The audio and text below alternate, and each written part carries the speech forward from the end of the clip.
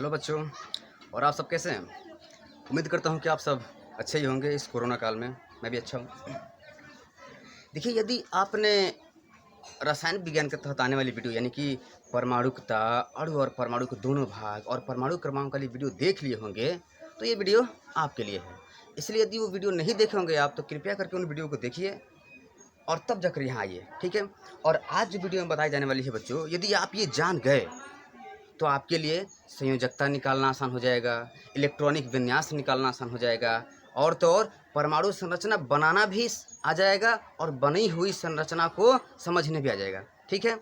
तो बहुत ही ध्यान से देखिएगा वीडियो। चलिए शुरू करते हैं आज का ये वीडियो। देखिए बच्चों, जैसा कि आपको बताया गया था परमाणुकता में या अणु और परमाणु में कि जितने भी वस्तुएं हैं, पदार्थ हैं, वो सभी के सभी अणु और परमाणु से मिलकर बने हुए हैं, ठीक। अब जैसे कि हम सपोज करते हैं, ये बताया था, मान लेते हैं ये परमाणु है, ठीक है। ये तो डाल्टन जी ने 1808 में एक संकल्पना दी थी कि ये क्या होता है, अविभाज्य होता है, यानी कि इसे विभाजित नहीं किया जा सकता है। लेकिन समय के साथ साथ ये धारणा गलत हुई और गलत करने वाले भी वैज्ञानिक ही थे, और उन्हीं के बारे में थोड़ी सी हम चर्चा करेंगे, ठीक है। देखिए, सपोज कीजिए कि ये जो परमाणु है, हम इसको थोड़ा सा माइक्रोस्कोप या ऐसे समझ लीजिए, हम इसको बड़ा करा के समझा रहे हैं ऐसे। जैसे सपोज करते हैं कि ये हमारा परमाणु है, जो दिख नहीं रहा था उसको हम देखने योग्य बना दिए हैं, ठीक है। तो देखिए बच्चों, इसमें क्या हुआ कि समय के साथ साथ 3 वैज्ञानिकों, sir J Thomson, Goldstein, Rutherford भी उनके साथ में है, और जेम्स चैडविक, इन्होंने कुछ ऐसे कणों की खोज की जिस खोज ने डाल्टन के उस धारणा को गलत सिद्ध कर दिया, जिस सिद्धांत के तहत यह कहा जा रहा था कि परमाणु अविभाज्य होता है, ठीक है। तो वही संकल्पना क्या थी, देखिए।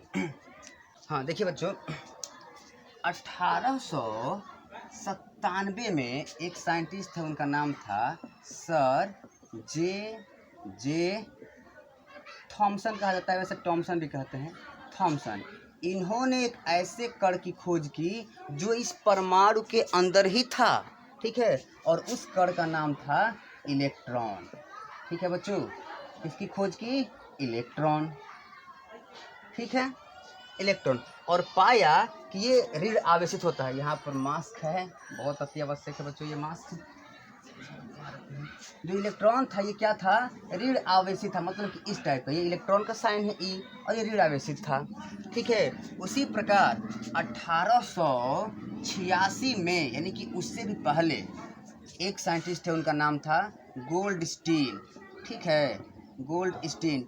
इन्होंने कण का खोज किया और वो कण था प्रोटॉन। चूँकि इन्होंने खोज तो किया था प्रोटॉन, बस ये धनावेश कहा था इन्होंने, ये नहीं कहा था कि प्रोटॉन है। प्रोटॉन जो नाम दिया वो नाम देने वाले थे रदरफोर्ड जी थे, ठीक है, रदरफोर्ड, जिन्होंने 1919 में ये नाम दिया था प्रोटॉन, ठीक है। खोज तो किया गोल्डस्टीन ने और नाम दिया रदरफोर्ड ने, और यह माना कि जो प्रोटॉन होता है यह धनावेश होता है, यानी कि प्लस चार्ज। याद रखिए बच्चों, इलेक्ट्रॉन ऋण आवेश, प्रोटॉन धन आवेश, यानी कि पॉजिटिव चार्ज, ठीक। उसी प्रकार 1932 में एक और साइंटिस्ट थे, उनका नाम था जेम्स चैडविक, ठीक है, जेम्स चैडविक। और इन्होंने एक और कण की खोज की और उस कण का नाम था न्यूट्रॉन, ठीक है। क्या नाम था, न्यूट्रॉन। और जैसे कि बताया, इलेक्ट्रॉन ऋण आवेश यानी कि निगेटिव चार्ज, प्रोटॉन धन आवेश यानी कि पॉजिटिव चार्ज, और ये जो न्यूट्रॉन है यह न्यूट्रल होता है, यानी कि उदासीन, और इस पर किसी प्रकार का कोई चार्ज आवेश नहीं होता है, ठीक है।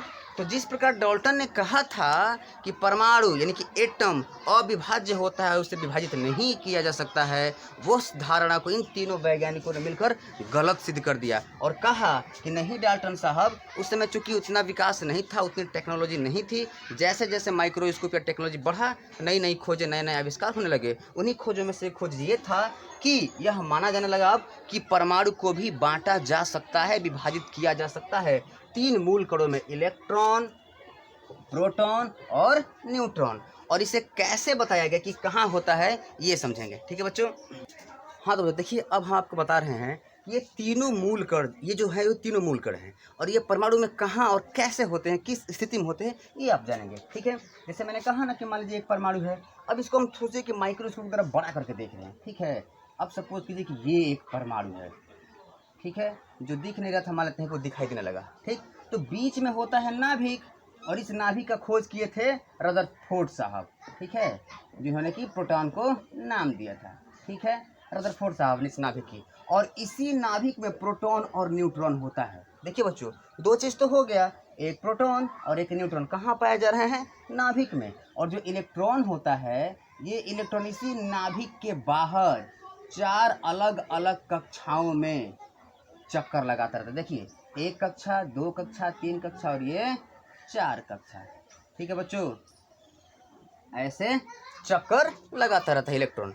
तो देखिए तीनों हो गया, नाभिक में पाया जा रहा है प्रोटॉन और न्यूट्रॉन, और उसकी बाहरी कक्षाओं में पाया जा रहा है इलेक्ट्रॉन, ठीक। तो प्रोटॉन, न्यूट्रॉन, इलेक्ट्रॉन होते हैं बच्चों, इनमें आपस में संबंध भी होता है, ठीक है। जैसे मैं बताऊं कि इस नाभिक में जितने प्रोटॉनों की संख्या होगी, उतने ही बाहर चक्कर लगाने वाले इलेक्ट्रॉनों की भी संख्या होती है, ठीक है। इसका मतलब ये हुआ कि प्रोटॉनों की संख्या और इलेक्ट्रॉनों की संख्या दोनों क्या होती है, बराबर होती है, ठीक है। और एक चीज़, यह जिस भी तत्व का परमाणु है, उस तत्व का कुछ ना कुछ तो परमाणु क्रमांक होगा ही होगा। तो जिस तत्व का जो भी परमाणु क्रमांक होता है, यानी कि एटॉमिक नंबर, वो भी इन दोनों संख्याओं के बराबर होता है, ठीक है बच्चों। देखिए, परमाणु संख्या को हम जेड से दिखाते हैं, ठीक है। तो कह सकते हैं कि atomic number is equal to the number of proton is equal to the number of electron, यानी कि परमाणु संख्या प्रोटॉनों की संख्या के बराबर होती है और प्रोटॉनों की संख्या इलेक्ट्रॉनों की संख्या के बराबर होती है। जैसे सपोज करें कि यह सोडियम परमाणु का परमाणु संरचना है, ठीक है, सोडियम परमाणु का। तो देखिए बच्चों, तो सोडियम के बारे में आपको बताया गया था, सोडियम का सिंबल है Na और इसका परमाणु क्रमांक होता है 11, ठीक है। तो जब 11 होगा, तो देखिए, जब परमाणु संख्या 11 है, तो इसके प्रोटॉनों की संख्या भी 11 ही होगी और इलेक्ट्रॉनों की संख्या भी 11 ही होगी।